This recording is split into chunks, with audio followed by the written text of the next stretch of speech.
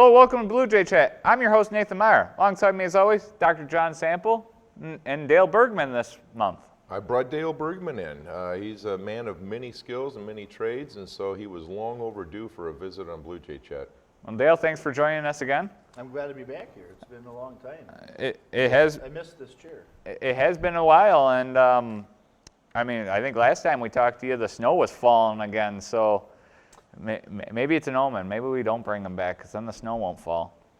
Well, it's been falling quite a bit lately, but thankfully it's going to hold off for the holidays, so everybody should have safe traveling where they go, and the guys will get a welcome break from all their dedication to keeping the sidewalks clear and everything for staff, students, and the community. They should get a big round of applause for that, so thunderous applause. Yeah. Thunderous applause. And they did such a nice job. As you know, this was the first Thanksgiving that I can remember where we set for an entire week off, and boy, we got dumped on. And so a lot of people don't realize they come back to work that following Monday and everything's cleared and ready to go. Well, that's Dale and his crew. They came in over the holidays, and when the snow falls, they've got to remove it. So they did an excellent job making sure our parking lots and our sidewalks are safe. Right. We also want to give them a kudos because, let's face it, John, this has been a busy, busy time for Christmas concerts and stuff, and those guys have worked double time just to keep everything clean for the next concert that rolls in the next day. Absolutely, and when you combine a Christmas concert with a bake sale and cupcakes and frosting, there's a little bit of cleanup that has to happen. But it was enjoyable. It was an enjoyable experience for our parents and the grandparents and the community, and I'll tell you, it was a full house. I sat up by you, and I sat up in the sound booth a couple of times, and best seat in the house. I got to see all of the students, and they're all dressed up in their holiday attire, and I really think that those that attended the elementary concerts were in for a great time. The kids did a wonderful job, and so did our staff. How many of them did you get to see? I got to see everyone except for Maple Grove. I was out of town for Maple Groves, and so I got to see Washington, Jefferson. I missed the Kinder concert, and I did not get to see the Messiah. I missed the Messiah performance. I would say that you missed out on the best one, Maple Grove. They always have a great performance, and at the end of the night, everyone sings Silent Night. Oh, very nice. The entire audience actually stood up too and was singing Silent Night with everyone. So it was very enjoyable concert and a good way to end our holiday concerts. Sure. Although we do have one tonight, the band concert. The band concerts tonight, yes. That one got rescheduled. As you know, last week we had to, choir concert got rescheduled. So we had choir and then band, and we had to cancel after school activities one day last week. But, despite the winter, I think the Thanksgiving storm was timed well for us. We haven't had to have any delayed starts or early releases or school cancellations. So, we'll keep it going. We're on track to get out at the same time and still have record snowfalls. Yeah. How about that? Yeah, and we did set a record for the year for snowfall. So we want to give a big kudos to Dale and his crew for keeping that going. But let's go to some other kudos, some recognitions, because we recognized a lot of people. We really did. Ellie Hartson, and as you know, the volleyball team did not make it to state. However, coaches and other district officials recognized Ellie Hartson. Even though our team did not go to state, she was recognized and named honorable mention for the All-State for girls volleyball for Division I. Huge accomplishment. Usually that's reserved for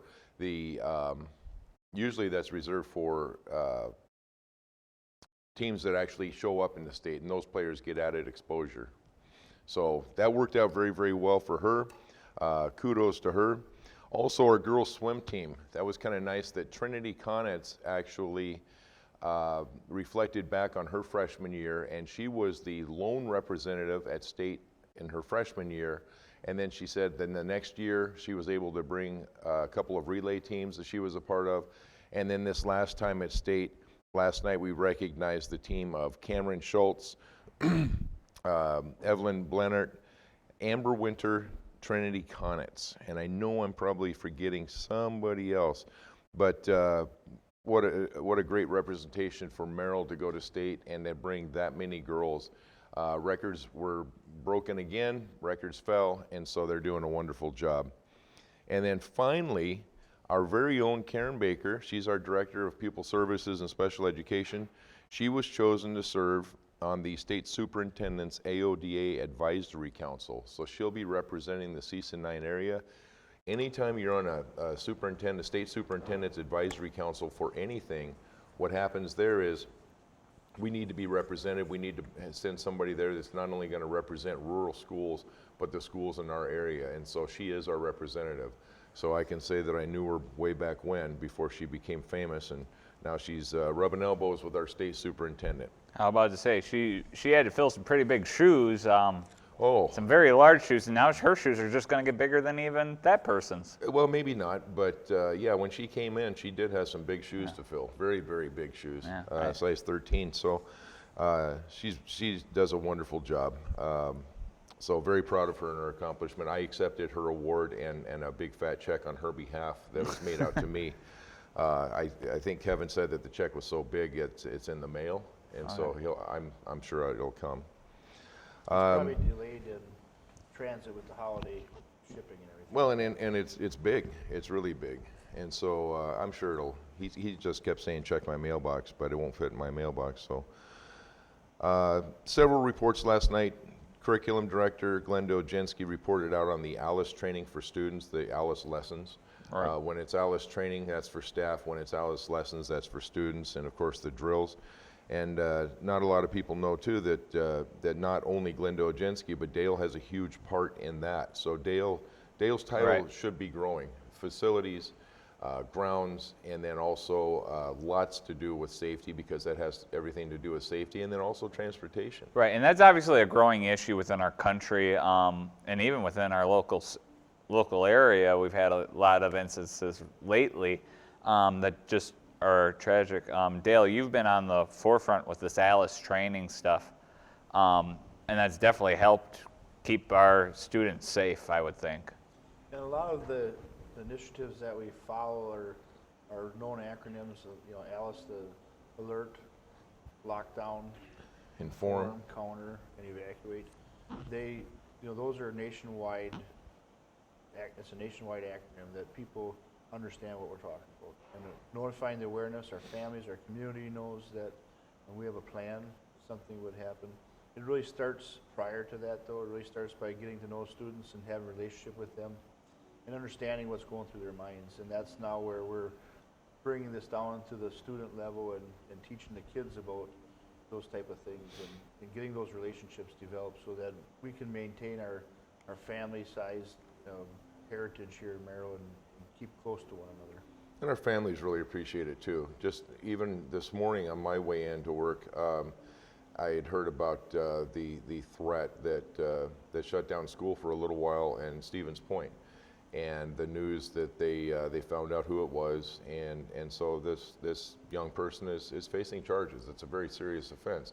That all stems from something that happened in the southern part of our state. So anytime something like that makes the front news, there's always those imitators out there and those copycats. It's kind of a front page syndrome that, hey, I want some exposure too, and then they do something silly like this. And anytime you're going to create a threat in a school and the school has to take action, there's some punishable. It's a punishable. There's some dire consequences, and Yeah. even I graduated 2011, obviously, so it's not that not that long ago. But this kind of stuff was it was unheard of. It was like what? Yeah. But now you hear about at least one or two of these instances almost every week, it seems like. I think about the worst thing that we heard, even going back, and I'm just a little older than you, is pulling a fire alarm, and that was a no-no, and people knew that that's disrupting the educational environment, and so if somebody did that, everybody just kind of winced on somebody's going to be in some big trouble here. But when I hear that news of those things happening around us, that's when I look back and and I'm very thankful that we're doing ALICE lessons, we're doing ALICE drills, we're informing our parents. These are the measures we take to make sure our students are safe, because that is our first priority. And Dale's absolutely right. A wise man once said relationships matter, and so it starts with the relationships that we have with our students. Right, and we're obviously working very well at that. I mean, Talk about some of the other things, Dale, that your maintenance department's working on. I mean, obviously Christmas break is literally next week. Are those guys working on anything particular while we're all gone and being festive with our families, or? A couple of them are taking a little time off to spend with their families as well, but we do have some planned maintenance. While school's out, so we can get into areas that we would disrupt otherwise if kids are in classes, to do some filter changes and some minor repair items, stuff like that. It's very advantageous for us to have those breaks as well, to catch up on some of those things that day-to-day activity doesn't allow us to do. Right, and that's obviously why we ask, because obviously there's no breaks whatsoever for these guys. I mean, as soon as summer hits, they're working on stuff too. We've got a big wrestling tournament here this coming weekend or next weekend. Yep. So the guys will be here manning that, and our booster clubs will be here manning that. There'll be a lot of activity. There always is here at Merrill High School during the break. Big good opportunities for families to get together and watch some athletes participate and support booster clubs and bake sales and all kinds of those things that are going on here. And then we come in afterwards and clean it up, and make it ready for the kids to come back on the 2nd. Yeah, I'm about to say, we got Northern Exposure next week. I mean, great wrestling tournament if you've never been, John. That's huge. That's if you want to see some quality wrestling, that's the place to be. And speaking of this too, and I was thinking about this last night and this morning, we had a board meeting that went very late. One of the things that came out of that board meeting was the calendar, and so there's going to be some changes in the calendar. Change creates anxiety, and anxiety can show itself in many ways, but it's change, and every successful organization must change in order for people to thrive. So it's a very user-friendly calendar for next year for our community and for our parents and for our staff that want to plan their family vacations and things. So what I did was I sent out a survey testing the tolerance on several different layers of our students, grades 5 through 11, our parents, and our staff. And so all three of the stakeholder groups were in favor of adding up to 30 minutes to each instructional day. Our student achievement scores right now, while they showed growth, we're in an unacceptable place, and so we really need to ramp things up for our student achievement. We want our students to receive the best education possible, and so we're adding up to 30 minutes a day, and that's across all levels. And what that does too is then staff also favored front-loading the MSI days, our Merrill School Improvement Days, or our Professional Development Days, to the beginning of the calendar. It never made sense to me that we have professional development and training in March and April, and then the next month we're off and we're going to forget everything we learned. So we're really putting 2 solid weeks of professional development, which it consists of teachers prepping their classroom, getting ready for the students to come on that first day of school on September 1st as it works out next year. Getting some of the training that's much needed, allowing our staff time to prepare for ALICE and those annual things that they have to do every single year. So I was thinking about how it's going to affect Dale's team. The summer's already very short. When we come back, we've got shiny floors and we've got buildings that smell great and are clean. This year, there were a lot of them that I talked to that were just like, we just don't have time from last year, and that was mostly due to the no snow days, not on our calendar or anything like that. It was just, literally, it was almost seemed like we were right into, Middle of June. We were right in the middle of June as soon as we got out, and there was no time for Dale's crew to do anything, but yet they still got it done. Kudos to them on that one. Absolutely, and now this year we're taking we're almost taking another week away from them. By starting approximately a week early with our staff being back in the building. The nice thing is our teachers will be back, but our students will not yet. So a couple of the highlights of that calendar includes starting on September 1. We can't start before September 1, that's state statute. Right. So we'll start on September 1. First week of school will be a 4-day week. Next week of school will be a 4-day week, and then we're rolling. And so we're extending the school day. And imagine this, the last day of school for everybody will be the day before our seniors graduate. And so we're looking at May 27th as the last day of school. We've got almost 10 full days built into our calendar, so even if we had a winter as bad as last winter, we can still pretty much assure the parents and our staff that, hey, you can start planning things if you've got a family trip coming up for after May 27th. So May 27th is a half day. It's a full day for staff to get their classroom and their things in order. And then the following day is an MSI day for our staff.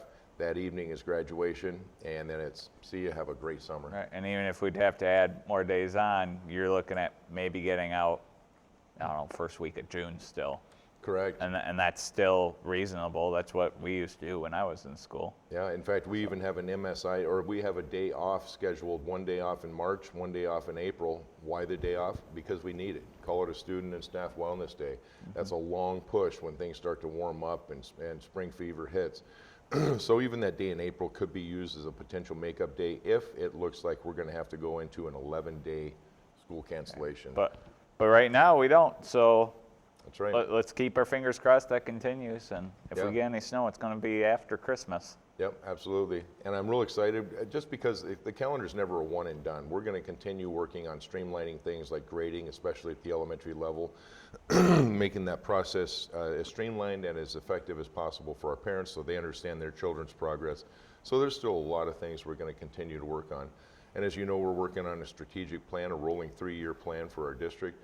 Dale is very instrumental in planning for that strategic plan with saying, okay, if Maple Grove was to be consolidated, where's the room? Do we have room in our sections for students? What does that learning environment look like? And so in fact, my board report last night, my superintendent's report to the board basically said, I've been very busy working on this, this, and this. That's really all I had time to do. Was everything that I'm doing is fairly transparent and is taking place at committee meetings and at board meetings. And so they know what we're working on, and that's basically what I reported out, that we're working really hard on that strategic plan. We're working really hard on what the district could look like next year, and we're being fiscally responsible to our taxpayers. John, are we missing anything here, or we think we're ready for Christmas? I'm not ready, but hey, here it comes. Here it comes. I'm ready. We're gonna go on a little vacation, so I think we're ready. We've got a lot of stuff to do. We've got some important dates coming up just as soon as we get back. Central office will still be open over Christmas vacation for a couple of days on December 23rd and December 30th. And then our students are coming back. Everybody's back on January 2nd of 2020. And then we are just moving straight through. We really are. It's going to be a nice vacation for everybody. It was nice having a week off for Thanksgiving, but we're not going to repeat that. The survey showed on all, well, except for our students. Our students wanted a full week off, so sorry kids, but everyone else did not. No, you lose. Parents and staff. And this was my idea. I take full ownership. I said, the attendance rate drops for such a thing called deer hunting during that time. Let's take off the full week. But no, next year we'll be back to school on Monday and Tuesday, and then we'll say goodbye. But that just means they get out of school earlier, especially if we're adding the 30 minutes. So that's right, and it's crunch time. Take your pick. 2 days during Thanksgiving, or 2 days in June. You take your pick, kids. I think I know what I would take. Yeah, and in June you can't go ice fishing. You'll fall right in and get wet. But you can go regular fishing. You can go regular fishing from a real boat. Isn't that something? Without having to bundle up in 50 layers. Yeah. And so it's gonna be exciting. A couple of important dates though coming up. Mental Wellness Month is January, so there's going to be a lot of awareness and information pieces that we'll be putting out. As I said, classes resume on January 2nd, and then on January 7th we've got a big meeting. It's a listening session for anybody who's interested to see what may be happening with Maple Grove. We want to hear from the community. That preliminary thoughts were that we could have that meeting out of Maple Grove, but it's more than a Maple Grove issue. It's a whole community issue, and so we want all taxpayers to be there if they have something to say and something that they think that our administrative team and the board should hear about potential consolidation of Maple Grove Elementary into our 3-town elementary schools. So that meeting is on January 7th at 6:30 in the Merrill High School auditorium. All right. So keep that on your calendars. We'll keep you updated here at Merrill Community Media. We'll keep you updated, obviously, on Merrill Area Public Schools Facebook page on when those are, right? That's correct. Tammy does a wonderful job of getting things out. Every building secretary, I mean, once they find out of an event or anything else, that's all over our website and our Facebook page. Right. All right. So for Dr. John Sample, for Dale Bergman, I'm Nathan Meyer. Thanks for joining us for Bluejay Chat, and have a Merry Christmas.